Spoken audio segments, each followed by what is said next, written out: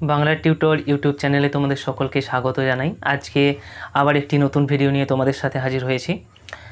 আজকের বিষয়ে যেটি আলোচনা তোমাদের সাথে শেয়ার করার আছে, অনেক দিন ধরে এই ভিডিওটার আমি রিকোয়েস্ট পাচ্ছিলাম, অনেক দিন ধরেই এই ভিডিওটি তৈরি করার আমার ইচ্ছা ছিল, কিন্তু অবকাশ হয়ে ওঠেনি। কিন্তু আজকে পরিশেষে এই ভিডিওটি তৈরি করার জন্য উৎসাহী হয়েছি এবং তোমাদের সাথে আশা করছি ভিডিওর সম্পূর্ণ তথ্য শেয়ার করব। তোমাদের আশা করছি ভালো লাগবে ভিডিওটা।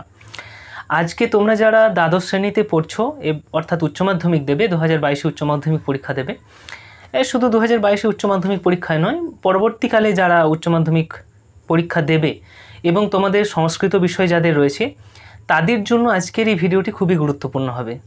কারণ আজকের এই ভিডিওটিতে তোমাদের সংস্কৃত বিষয়ের, উচ্চ মাধ্যমিকের সংস্কৃত বিষয়ের কর্মযোগ, অর্থাৎ শ্রীমদ্ ভগবদ গীতা তৃতীয় অধ্যায়ে যে কর্মযোগ যেটুকু অংশ তোমাদের পাঠ্য আছে, সেই অংশটুকু আজকে আলোচনা করব।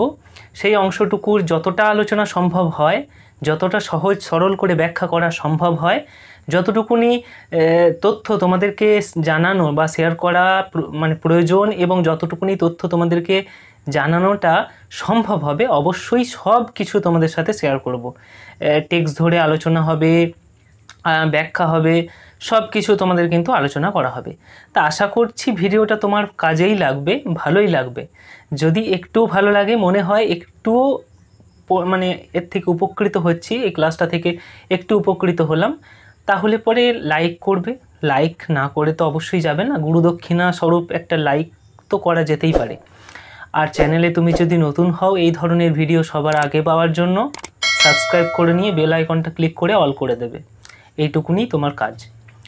এবার দেখতে থাকো।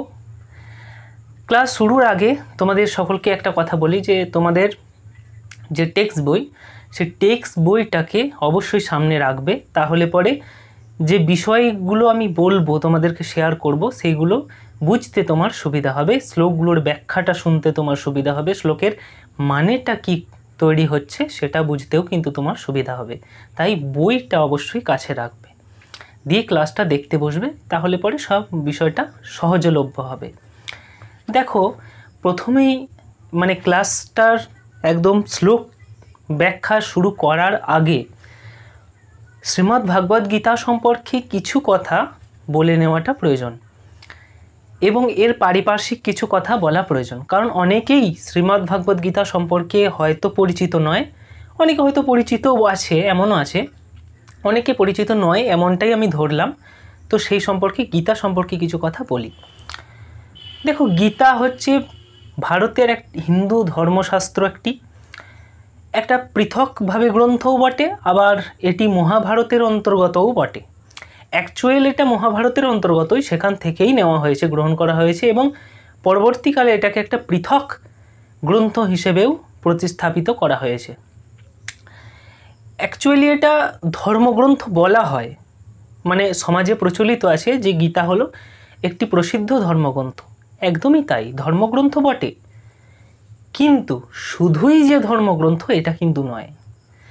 ধর্মগ্রন্থ তার অতিরিক্ত আবার অনেক কিছুও বটে, যেগুলি হয়তো সমাজে যারা গীতা সম্পর্কে জানে, গীতা পড়েছে, গীতা শিখছে, গীতা সম্পর্কে তাদের আলোচনা হয়, তারাই হয়তো কিছুটা অনুধাবন করতে পারবে বিষয়টা, যে গীতা শুধুমাত্র নট এ রিলিজিয়ান পারপাস নয়, শুধু ধর্ম পারপাসেই এর ব্যবহার করা যেতে পারে এরকম কিন্তু নয়। এটা একটা অন্য লেভেলের বই, ধর্মশাস্ত্রও তো আছেই, তার সাথে অন্যান্য অনেক কিছু আছে। যেমন কি বিষয়ে আলোচনা আছে, যেমন গীতাতে নীতিশাস্ত্র, মোক্ষশাস্ত্র, কামশাস্ত্র, অর্থশাস্ত্র ইত্যাদি আরও অনেক কিছু আছে। এই সব কিছু নিয়ে কিন্তু গীতা একটা সম্পূর্ণ নতুন ধরনের গ্রন্থ, এত কিছু সমন্বয় যে গ্রন্থে দেখা যায়।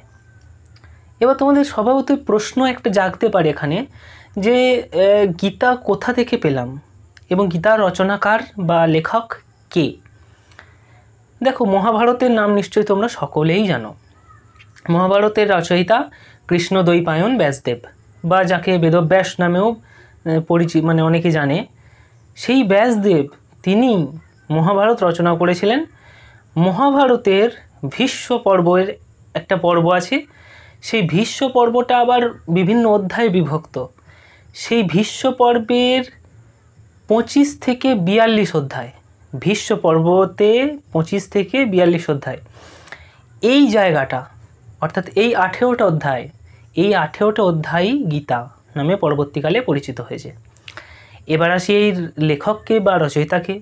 যেহেতু মহাভারতের রচনাকার কৃষ্ণদ্বৈপায়ন ব্যাসদেব, সেহেতু সেই অর্থে শ্রীমদ্ভাগবত গীতারও রচনাকার ব্যাসদেব। কিন্তু হিন্দু ধর্মমতে প্রচলিত আছে যে গীতা শ্রীকৃষ্ণের মুখনিসৃত বাণী। মানে এটাকে শ্রী ব্যাসদেব রচনা করেছেন এমনভাবে কিন্তু হিন্দু ধর্মমতে বা ভারতীয় ধর্মগত বা সংস্কৃত চর্চা পরম্পরাতে কিন্তু এরকম মতকে কমই মানা হয় এটাই যে এটা শ্রীকৃষ্ণের মুখনিসৃত বাণী। বোঝা গেল? তাহলে পরীক্ষায় যদি প্রশ্ন আসে, প্রশ্নের অ্যাঙ্গেল থেকে যদি আমি দেখি যে রচয়িতাকে, অবশ্যই আমি বলে দিলাম কৃষ্ণদ্বৈপায়ন ব্যাসদেব রচয়িতা, মানে লিখেছিলেন বইটা। এবার আসি গীতার বা এই ভীষ্ম পর্বের যে 25 থেকে 42 অধ্যায়, এর প্রেক্ষাপটটা একটু আসি, মানে কিভাবে এটা শুরু হলো, জাস্ট এইটুকুনি একটু বোঝাটা প্রয়োজন। দেখো, তোমরা সকলেই মহাভারতের গল্প ছোটোবেলায় একটু আধটু শুনেছ। সেখানে কৌরব পঞ্চপাণ্ডবদের নাম সকলে শুনেছ। কৌরব এবং পাণ্ডবদের মধ্যে নীতিগত কিছু পার্থক্য দেখা দেয় এবং রাজ্য দখলকে কেন্দ্র করে দুই দল বলবো না, একই পরিবারের, একই রক্ত, একই বংশজর দুই মানে ভাইয়ের শুধু ছেলে অংশজ, সেই দুই ভাইয়ের অংশজদের মধ্যে ঝামেলা সৃষ্টি হয় পারিবারিক সম্পত্তিকে কেন্দ্র করেই শুধু নয়, আরও নানা নীতিগত কারণ, সত্যতা, ধর্মের প্রতিষ্ঠাতা ইত্যাদি নানা বিষয় নিয়ে কিন্তু তাদের মধ্যে নীতিগত লড়াই একটা শুরু হয়। এই লড়াইটাকে কুরুক্ষেত্রের যুদ্ধ বলা হয়। তোমরা সকলে জানো না, মানে একটা প্রবাদ প্রচলিত আছে, বলে না যে এখানটাকে না এখনই কুরুক্ষেত্রে পরিণত করে দেবো, মানে কি কুরুক্ষেত্রের বিধ্বংসী সেই যুদ্ধের কথা সকলে মনে করে, একটা ভয়ঙ্কর যুদ্ধ হয়েছিল। সেই দলে, পাণ্ডবদের দলে ছিল বিশিষ্ট একজন তোমার যোদ্ধা অর্জুন, তোমরা সকলে জানো, তাকে চেনো। সেই অর্জুনের সারথি বা বন্ধু বা সখা ছিল শ্রীকৃষ্ণ। শ্রীকৃষ্ণ কিন্তু ডাইরেক্ট যুদ্ধে অংশগ্রহণ করেনি, তিনি শুধুমাত্র অর্জুনের সারথি বা পথদ্রষ্টা বা পথপ্রদর্শক হিসেবে ওই যুদ্ধের মধ্যে ছিলেন। কি হলো যুদ্ধটা কাদের সঙ্গে, আমি একটু আগেই বললাম যে যুদ্ধটা ছিল নিজেদের রক্তের, নিজেদের বংশেরই মানুষদের সাথে, নিজেদের বংশের মানুষদের যুদ্ধ। তো এই যুদ্ধটা কি করলো না, যখন অর্জুন এই যুদ্ধ শুরু করতে যাবে তখন অর্জুনের মনে নানাবিধ প্রশ্ন, নানাবিধ চিন্তা, নানাবিধ কি বলবো উচাটনে অর্জুন একদম ছটফট করছে। কৃষ্ণ সারথি রথ নিয়ে যাচ্ছে, কিন্তু অর্জুনের ঠিক এই যুদ্ধ করাতে আপত্তি আছে, মানে ঠিক তিনি সুবিধা করতে পারছেন না যে না এই যুদ্ধ ঠিক নয়, কারণ আমার আত্মীয়দের, আমার রক্তজ, আমার বংশজদের বিরুদ্ধে আমি অস্ত্র উত্থাপন করব এবং আমার অস্ত্রের বাণে, আমার তীরের বাণেই তাদের মৃত্যু ঘটবে, আমি তাদের মৃত্যুর কারণ হব, এটা আমি মানব না। অর্জুন এরকম স্পষ্ট জানিয়ে দেয়। শ্রীকৃষ্ণকে অর্জুন রণাঙ্গনে অর্থাৎ যুদ্ধের যে ভূমি, কুরুক্ষেত্রের ভূমি, সেখানে স্পষ্ট এটা জানায় এবং বিষাদগ্রস্ত হয়ে অস্ত্র পরিত্যাগের সিদ্ধান্ত নেয় যে আমি যুদ্ধ করব না, আমার যুদ্ধ পারবো না, আমি আমারই বংশজদের মারতে পারবো না, আমার হাতে এই ধরনের ক্ষমতা নেই বা আমি এই ধরনের কাজ করব না। তখন শ্রীকৃষ্ণ তাকে উদ্বুদ্ধ করার জন্য অনেক কথা বলতে শুরু করলেন। উদ্বুদ্ধ করার জন্য কী জন্য উদ্বুদ্ধ? যুদ্ধে উদ্বুদ্ধ করার জন্য, যে হে পার্থ অর্থাৎ হে অর্জুন, কী ভাবছো তুমি যুদ্ধ না করলে কি এই যুদ্ধ থেমে যাবে? তুমি যুদ্ধ থেকে পলায়ন করলে কি এই যুদ্ধ থেমে যাবে, নাকি তুমি যুদ্ধ থেকে পলায়ন করলেই তোমার পরিবারকে এরা সবাই ছেড়ে দেবে? কোনোটাই নয়। তাহলে তুমি কিসের ভয়ে পালাচ্ছ? এবং কেন যুদ্ধ করছো না, কেন তুমি অস্ত্র উত্তোলন করছো না, কেন তুমি ক্ষত্রিয় সমুচিত কাজ করছো না। তো অর্জুনকে এরকম নানাবিধ কথার মধ্যে দিয়ে উদ্বুদ্ধ করার চেষ্টা করে শ্রীকৃষ্ণ যুদ্ধে। কারণ এটা কি বললাম, যুদ্ধটা সত্যের বিরুদ্ধে অসত্যের যুদ্ধও কিন্তু কিছুটা ছিল। তাই অর্জুনকে শ্রীকৃষ্ণ যথাসম্ভব তার সখাকে চেষ্টা করলেন যে হে সখা, তুমি যুদ্ধে প্রবৃত্ত হও, তুমি যুদ্ধ করো, যুদ্ধ করা তোমার ধর্ম, যুদ্ধ করা তোমার কর্ম, তাই যুদ্ধ তোমাকে করতেই হবে হে সখা। এই যুদ্ধ থেকে পরিত্রাণ নিয়ে তুমি কি বাঁচতে পারবে না, তোমাকে কেউ ছাড়বে না। এই জায়গা থেকেই কিন্তু শুরু হচ্ছে শ্রীমদ্ ভগবদ্ গীতার কাহিনী। প্রথম যে অধ্যায় শ্রীমদ্ ভগবদ্ গীতার, অর্জুন বিষাদ যোগ, অর্থাৎ অর্জুনের যে বিষাদ হলো, অর্জুন যে যুদ্ধ করব না এই কথাটাকে ঘোষণা করলো যুদ্ধের ময়দানে, তখন শ্রীকৃষ্ণ অর্জুনকে যে সমস্ত উপদেশ দান করছে যাতে অর্জুন যুদ্ধে প্রবৃত্ত হয়, উদ্বুদ্ধ হয়ে যুদ্ধ করতে যায়, এই সমস্ত বাণীগুলোই কিন্তু শ্রীমদ্ ভগবদ্ গীতার মধ্যে কথিত আছে। এবার তোমাদের মনে হয়তো একটা প্রশ্ন জাগতে পারে যে শ্রীকৃষ্ণ অর্জুনকে তো অনেক বাণী দিচ্ছিলেন বা উপদেশ দিচ্ছিলেন, তো তখন কি যুদ্ধের প্রাঙ্গণে যুদ্ধ আরম্ভ হয়নি? বা যুদ্ধ আরম্ভ যদি নাই হয় তাহলে সবাই তখন কি করছিল, মানে বাকিরা এত কথা বলছিলেন শ্রীকৃষ্ণদেব। দেখো শ্রীকৃষ্ণদেব যে উপদেশগুলি দিচ্ছিলেন এগুলো শুধুমাত্র রণাঙ্গনের জাস্ট আগে, তখন এখনও যুদ্ধ শুরু হয়নি, জাস্ট যুদ্ধ শুরু হবে, সেই সময় কিন্তু উপদেশগুলো দিয়েছিলেন শ্রীকৃষ্ণ অর্জুনকে। তাহলে আমরা কি পেলাম, প্রথমেই অর্জুনের বিষাদ হয়েছিল, অর্থাৎ বিষাদ, কোনো স্বাদ, কোনো মানে তিনি খুঁজে পাচ্ছিলেন না, কোনো কারণ খুঁজে পাচ্ছিলেন না, কোনো ভালো লাগা খুঁজে পাচ্ছিলেন না এই যুদ্ধের মধ্যে। তো সেইটাই অর্জুনের প্রথম ধাপ ছিল যে অর্জুন বিষাদ যোগ। সেই জন্য শ্রীমদ্ ভাগবত গীতার প্রথম যে অধ্যায়, ভীষ্ম পর্বের যে 25তম অধ্যায়, সেটির নাম অর্জুন বিষাদ যোগ। অর্থাৎ এই যে শ্রীমদ্ ভাগবত গীতা, এখানে 18টা অধ্যায় আছে। সেই 18টা অধ্যায়ের প্রত্যেকের অধ্যায়গুলির নামের সঙ্গে যোগ, অর্থাৎ যোগ, এই কথাটা লাগানো হচ্ছে। অর্জুন বিষাদ যোগ, তারপরে সাংখ্য যোগ, তারপরে অধ্যায় কর্মযোগ, বুঝে গেল, 3টে অধ্যায়।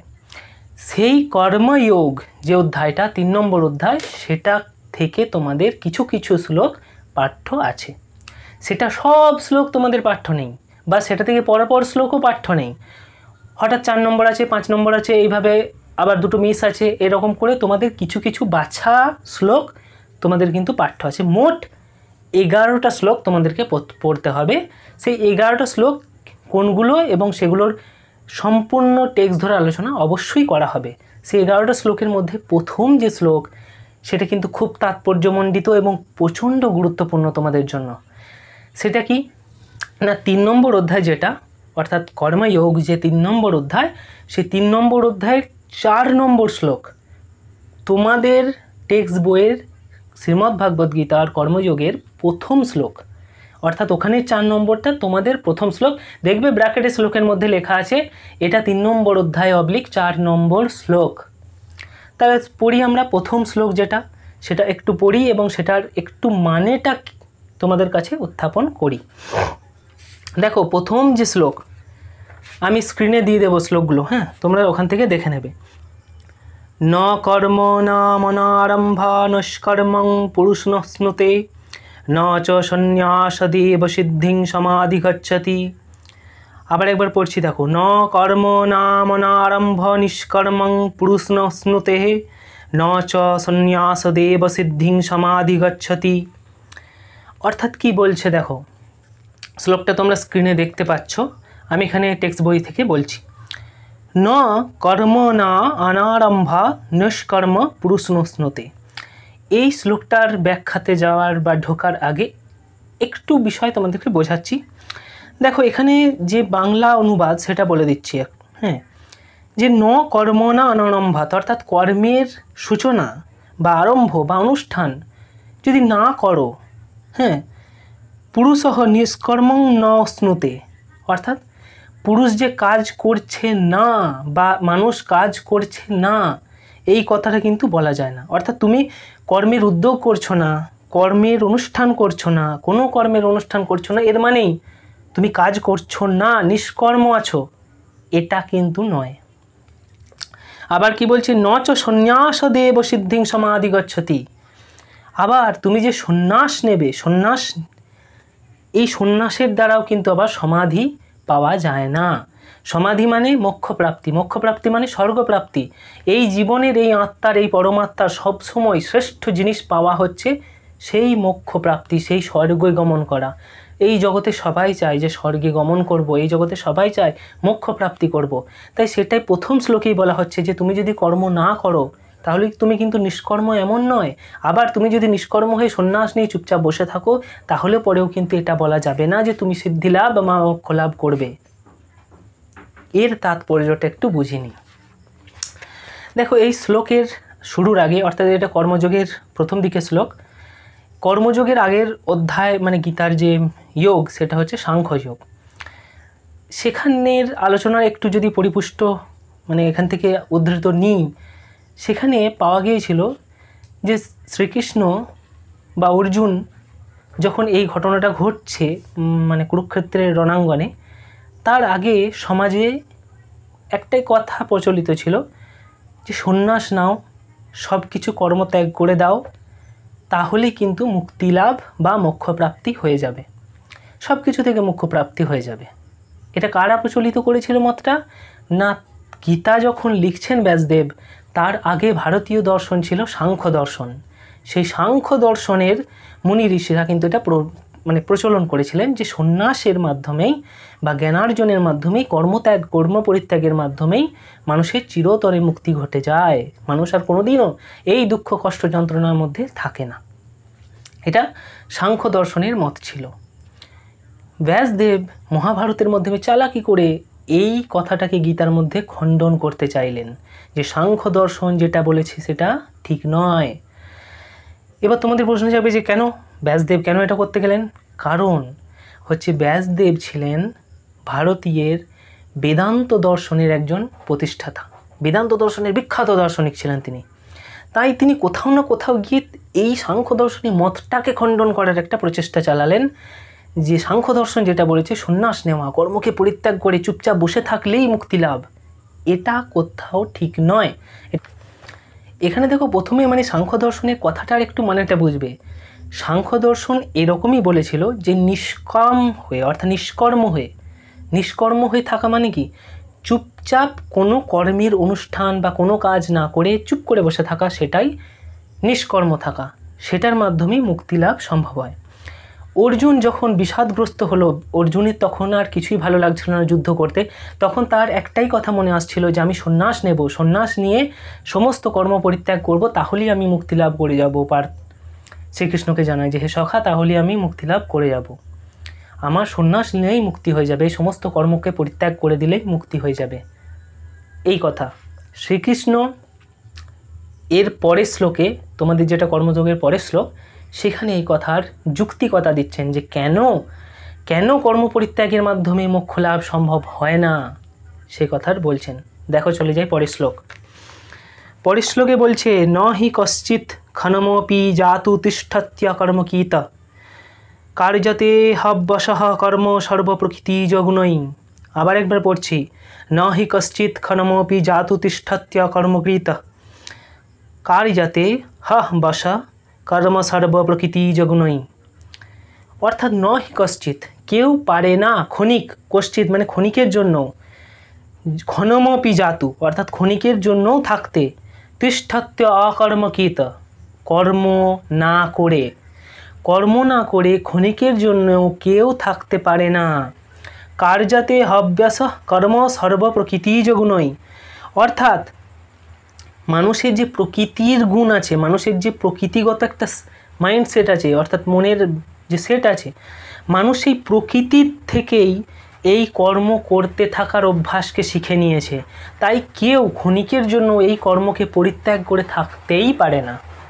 বুঝে গেল? স্পষ্ট বলে দিলেন শ্রীকৃষ্ণ যে কেন কর্মকে পরিত্যাগ, মানে কেন কর্মের দ্বারা চুপ করে বসে থাকলে তুমি কর্ম করছো না, এমন হয় না। কারণ মানুষ বা কোনো প্রাণী কর্ম ত্যাগ করে থাকতেই পারে না। সে প্রকৃতিগতভাবে শরীরযাত্রা চালানোর জন্য কর্ম অনবরত করেই চলেছে। সে যদি কর্ম না করে তাহলে সে আয়দার মৃত, আয়দার সে জড় বস্তুতে পরিণত হয়েছে। তার যতক্ষণ নিঃশ্বাস চলছে সে কর্ম করছেই। অর্থাৎ এই শ্লোকটাতে শ্রীকৃষ্ণ বোঝাতে চাইলেন যে তোমরা যে বলছো যে কর্ম পরিত্যাগ করব বা কর্ম করব না, এবং এই কর্ম না করার মাধ্যমে তোমরা বলছো নাকি তোমাদের মুক্তি ঘটবে, অর্থাৎ কর্ম না করে বসে থাকা এবং এই অবস্থাতেই তোমাদের মুক্তি ঘটে যাবে। তো শ্রীকৃষ্ণ এই শ্লোকটাতে বোঝালেন যে কিভাবে জীবের পক্ষে বা আমাদের পক্ষে কর্ম পরিত্যাগ করে থাকা সম্ভব হয় না। কারণ কিভাবে আমরা কর্মকে সঙ্গে মানে কর্মের সঙ্গে প্রকৃতি গুণের দ্বারা বা প্রকৃতির দ্বারা ওতপ্রোতভাবে জড়িত, আমরা কর্মকে পরিত্যাগ করে থাকতেই পারি না।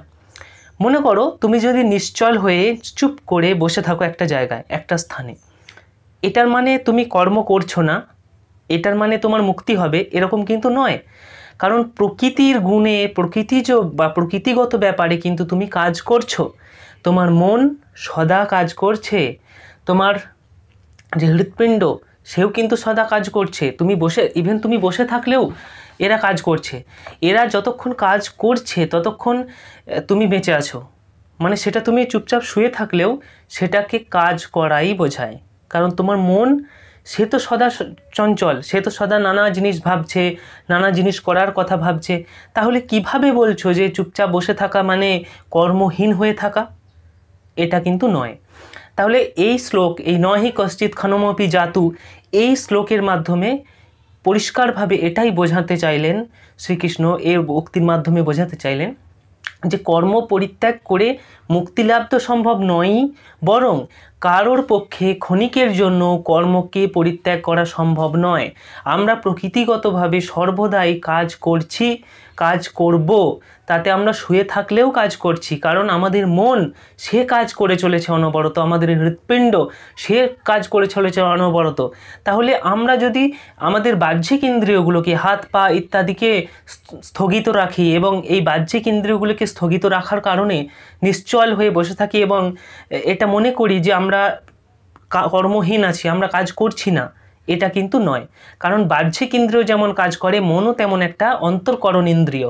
তাহলে এই মন অন্তর্করণ ইন্দ্রিয়, সে কিন্তু কাজ করেছে অনবরত, সে কিন্তু চিন্তা করে চলেছে অনবরত, তাই তার কাজ কিন্তু আছে। যখন এদের কাজ পরিসমাপ্তি হবে, অর্থাৎ এই মন আর ভাববে না, হৃৎপিণ্ড আর কাজ করবে না, তখন কিন্তু তুমি জড় বস্তুতে পরিণত হবে। তখন কিন্তু তোমার মধ্যে আর জীবের যে বৈশিষ্ট্য সেটা কিন্তু আর থাকছে না। তাই যতক্ষণ তুমি জীব আছো ততক্ষণ তুমি কাজ করছোই, সেটা প্রকৃতিগতভাবে কাজ করছোই। তুমি চুপচাপই বসে থাকো, যাই করো, কাজ তুমি করছো।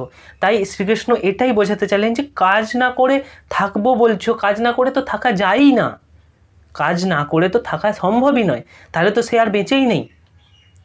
বোঝা গেল এই শ্লোকটা? আমি সহজে বোঝানোর তোমাদের চেষ্টা করলাম, আশা করছি বুঝতে পেরেছো। যদি বুঝতে পেরে থাকো অবশ্যই একটা লাইক করবে কিন্তু এই সময়। এরপরে চলে যাই পরবর্তী শ্লোকটাতে। দেখো পরবর্তী শ্লোকে চলে যাই। দেখো, কর্মেন্দ্রিয়াণি সংযম্য য আস্তে মনসা সর্বনা ইন্দ্রিয়ার্থান বিমূঢ়াত্মা মিথ্যাচার সৌচ্যতে। আবার একবার পড়ছি, কর্মেন্দ্রিয়াণি সংযম্য য আস্তে মনসা সর্বনা ইন্দ্রিয়ার্থান বিমূঢ়াত্মা মিথ্যাচার সৌচ্যতে। অর্থাৎ কর্মেন্দ্রিয়গুলিকে যে সংযম করেছে, কর্মেন্দ্রিয় মানে আমাদের 5টি কর্মেন্দ্রিয় আছে, চক্ষু কর্ণ নাসিকা জিহ্বা ত্বক, এছাড়াও কর্মেন্দ্রিয় মনে করো হাত, এই সমস্ত। অর্থাৎ এই কর্মেন্দ্রিয়গুলিকে যিনি সংযত করেছেন, কাজ করছেন না, হাত পার কি বলবো সংযম রেখেছে, হাত পাকে কাজ করাচ্ছে না, কিন্তু ইন্দ্রিয়ার্থান বিমূঢ়াত্মা কিন্তু মনসা স্মরণ, অর্থাৎ মনে মনে ভোগ বিষয়ের কথা চিন্তা করে চলেছেন। মনসা স্মরণ অর্থাৎ মনে মনে কিন্তু বিষয়ের ভোগের কথা কিন্তু তিনি চিন্তা করছেন। তিনি দেখানোর জন্য হাত পাকে সংযম করে রাখছেন, কিন্তু অ্যাকচুয়ালি তিনি হাত পা মানে সমস্ত ইন্দ্রকে সংযত করেনি, মনে মনে বিষয়ের কথা তিনি চিন্তা করছেন। শ্রীকৃষ্ণ স্পষ্টভাবে এই ধরনের মানুষদের বলছেন যে ইন্দ্রিয়ার্থান বিমূঢ়াত্মা মিথ্যাচার ও শৌচ্যতে, এই ধরনের মানুষদের যারা বাইরের ইন্দ্রিয়গুলিকে সংযত করেও মনে মনে বিষয়ভোগের কথা চিন্তা করছে, এই ধরনের মানুষগুলিকে মিথ্যাচারী বলা হয়। প্রশ্ন আসে, মিথ্যাচার ও শৌচ্যতে কাদেরকে মিথ্যাচারী বলা হয়েছে? খুব কিন্তু প্রশ্ন আসে। তাদেরকেই মিথ্যাচারী বলা হয়েছে যারা বাইরে দেখানোর জন্য কর্মেন্দ্রিয়গুলিকে সংযত করেছে কিন্তু নিজের মনকে সংযত করতে পারছে না এবং নিজের মনে বিষয়ভোগ্য কথাগুলোকে চিন্তাই করছে। হয় না, অনেক সময় দেখবে তোমরা ভণ্ড সাধু, ভণ্ড তপস্বী হয় যারা দেখানোর জন্য সাধুর বেশ ধারণ করেছে এবং সন্ন্যাস নিয়েছে, এমন মনে হবে খুব পবিত্র, কিন্তু মনে মনে তারা বিষয়ভোগ্য বিষয়গুলোর কথা চিন্তা করছে, ভোগের কথা চিন্তা করছে, লালসা, লোভ। এদেরকে শ্রীকৃষ্ণ গীতাতে স্পষ্টভাবে বলছেন যে এই ধরনের মানুষরা হয় মিথ্যাচারী। তাহলে এই শ্লোকের ব্যাখ্যাতে একটু যাই আমরা। দেখো, মানুষের মুক্তি লাভের জন্য একটু আগেই কি বলা হলো, যে সাংখ্য দর্শন বলেছে যে মানুষ চিরতরে মুক্তি লাভ করবে কিভাবে না, সে যদি কর্মেন্দ্রিয়গুলিকে সংযত করে, অর্থাৎ কর্মেন্দ্রিয়ের কাজ না করে চুপচাপ নিশ্চল হয়ে কর্মহীন হয়ে যদি বসে থেকে সন্ন্যাস লাভ করে, তাহলেই কিন্তু মানুষের মুক্তি ঘটবে। কেন সাংখ্য দর্শনের এই মত? কারণ সাংখ্য দর্শন মনে করে যে মানুষের যত দুঃখ কষ্ট, এই দুঃখ কষ্ট যেটা মানুষকে মোক্ষ প্রাপ্তি বা স্বর্গপ্রাপ্তি করতে দেয় না, এই দুঃখ কষ্টগুলি মানুষের কর্ম থেকে এসছে। মানুষ বিভিন্ন কর্ম করে, কর্মের লোভ লালসা করে, সেই লোভ লালসা থেকে তাদের এই দুঃখ কষ্টের সৃষ্টি হয় এবং এই দুঃখ কষ্টগুলি তাদেরকে মুক্তি লাভ করতে দেয় না। এবার সাংখ্য দর্শনের সিদ্ধান্ত এরকম ছিল যে যদি এই কর্ম থেকেই দুঃখ কষ্টের কারণটা হচ্ছে, তাহলে কর্মটাকেই বন্ধ করে দাও, কাজ করাটাই বন্ধ করে দাও, তাহলে তার কোনো কারণই সৃষ্টি হবে না, তাহলে আমাদের মোক্ষ প্রাপ্তি তার কিছু বাধা থাকবে না। কিন্তু শ্রীকৃষ্ণ সেটাই বোঝাতে চাইলেন যে এই শ্লোকের মাধ্যমে, যে সাংখ্য দর্শন যে বলেছে কর্ম ত্যাগ করে দাও, এর আগের শ্লোকে তো বললেন যে নহি কশ্চিৎ ক্ষণমপি জাততিষ্ঠত, অর্থাৎ কেউ ক্ষণিকের জন্য তো কর্ম ত্যাগ করতে পারেই না, কর্মকে ত্যাগ করা সম্ভবই নয় কারো পক্ষে। এমনও অনেক মানুষ দেখা যায়, এমনও অনেক প্রাণী বা মানুষ দেখা যায়, মানুষই বলবো, প্রাণী ঠিক কথাটা এখানে সাজুজ্য হচ্ছে না, এমন অনেক মানুষ দেখা যায় যারা ভণ্ড। ভণ্ড মানে কি? তারা লোক দেখানোর জন্য কর্ম ইন্দ্রিয়গুলিকে ত্যাগ, মানে কি বলবো, সংযত করে নিয়েছে, যে আমি কাজ করছি না, আমি সন্ন্যাস, আমি চুপ করে বসলাম, আমি কিছু কাজ করি না, আমার লোভ লালসা কিছু নাই, আমি কিচ্ছু লোভ করি না, আমার কাজের প্রতি কোনো আশা নাই, আমি কাজই করি না, এরকম অনেকে বোঝায়। কিন্তু মনে মনে এই ধরনের মানুষগুলো ভোগ লালসা বিভিন্ন বিষয়ভোগ্য কথা চিন্তা করছে। কারণ এই যে একটু আগে বলেছি, তো মনকে তো তুমি থামাতে পারবে না। না, আমি চুপ করে বসলাম কিন্তু আমার হাত পা কাজ করছে না ঠিকই, আমার মন, অন্তঃকরণ ইন্দ্রিয় এ তো কাজ করছে না, তাহলে সেই মনকে তো তারা থামাতে পারে না। না, সেই মন বিষয়ভোগ্য বিষয়গুলোর কথা চিন্তা করে, লোভ লালসার কথা চিন্তা করে, তাহলে এই মন যখন চিন্তা করে তখন এই ধরনের মানুষরা ভণ্ড, মিথ্যাচারী। কারণ তুমি বাইরের থেকে দেখাচ্ছ যে আমি সব লোভ লালসা ত্যাগ করেছি, কিন্তু মনে মনে বিষয়ভোগ্য কথাগুলোকে চিন্তা করছো, তাহলে তো তুমি মিথ্যাচারী। সেটাই শ্রীকৃষ্ণ এই শ্লোকে বললেন যে এই ধরনের মানুষদের আমরা মিথ্যাচারী বলেই সম্বোধন করব, এই ধরনের কর্মহীন হওয়া যায় না। দেখো, এর পরের শ্লোকে আমরা চলে যাই। যস্তীন্দ্রিয়াণি মনসা নিয়ম্যাভরণতে অর্জুন কর্মেন্দ্রিয়ৈ কর্মযোগশক্তঃ স বিশিষ্যতে। আরেকবার পড়ি। যস্তীন্দ্রিয়াণি মনসা নিয়ম্যাভরতে অর্জুন কর্মেন্দ্রিয়ৈ সংযমশক্তঃ স বিশিষ্যতে। অর্থাৎ হে অর্জুন, যে কর্মেন্দ্রিয়গুলিকে কাজ করাচ্ছে, মানে ভালো করে বোঝো যে হে অর্জুন, যিনি ইন্দ্রিয়গুলিকে মনের দ্বারা সংযত করেছেন, মানে মন তো সদা কাজ করছে, তাহলে মন দিয়ে যদি এই ইন্দ্রিয়গুলিকে সংযত করাই বা কানেকশনটা যদি এরকম করাই, তাহলে বলছে যে হে অর্জুন, যে মন দিয়ে, অর্থাৎ মন যে নাম ইন্দ্রিয়টি অন্তঃকরণ ইন্দ্রিয়, সেই মনের যে অন্তঃকরণ ইন্দ্রিয়ের দ্বারা যে বাইরের ইন্দ্রিয়গুলিকে সংযত করেছে এবং নিরাসক্ত হয়ে কোনো লোভ লালসা এরকম কাজের প্রতি কোনো আসক্তি নেই, দিয়ে কর্মেন্দ্রিয়গুলির দ্বারা যে কাজ করছে, কাজের অনুষ্ঠান করছে বা কাজ করে চলেছে, সেই শ্রেষ্ঠ ব্যক্তি হয়। এখানে প্রশ্ন আসে যে কে শ্রেষ্ঠ ব্যক্তি? তো শ্রেষ্ঠ ব্যক্তি সেই হয় যে মনের দ্বারা কর্মেন্দ্রিয়গুলিকে সংযত করেছে এবং কর্মেন্দ্রিয়গুলির দ্বারা কাজ করছে। কেমন কাজ?